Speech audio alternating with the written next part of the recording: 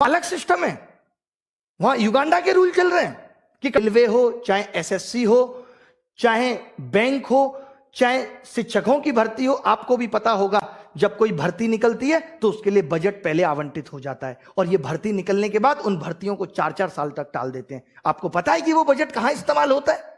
कभी सोचा आपने? भर्ती निकलने से पहले बजट आवंटित हो जाता है, उसके बाद जो उतने लोगों की 4 साल में शिक्षक भर्ती मुश्किल से हुई यूपी में, और उसके बाद 28,000 पद आज भी रिक्त हो गए। वहां कट रेट अगर 100 हो गया तो गाड़ी कम यूज करो, ठीक है, कम कर लेंगे यूज। कल को अनाज महंगा हो जाएगा तो क्या एक टाइम का खाना खा लोगे? ये बोल दोगे फिर तो तुम कि एक टाइम का खाना खा लेना?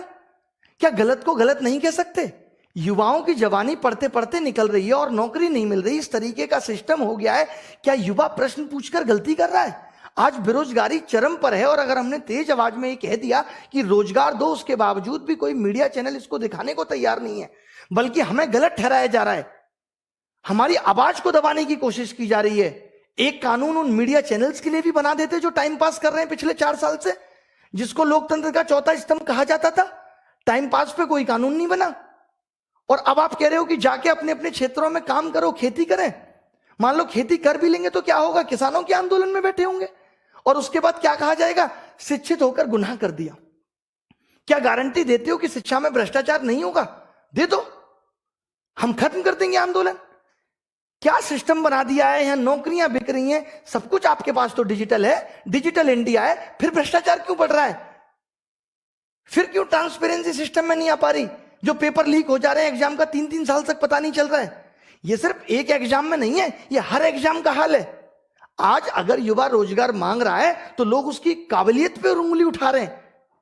अरे किसने बनाया उसे काबिलियत?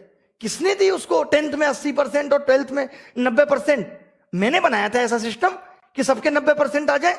मैंने बनाया था ऐसा पेपर कि सबको 200-200 नंबर आ जाए, और उसके बावजूद भी सिलेक्शन नहीं होगा। और फिर उसके बाद आप काबिलियत पूछोगे? पीएचडी करके आदमी चपरासी का फॉर्म भर रहा है, और आप कह रहे हो कि लोग काबिल नहीं है इस देश में,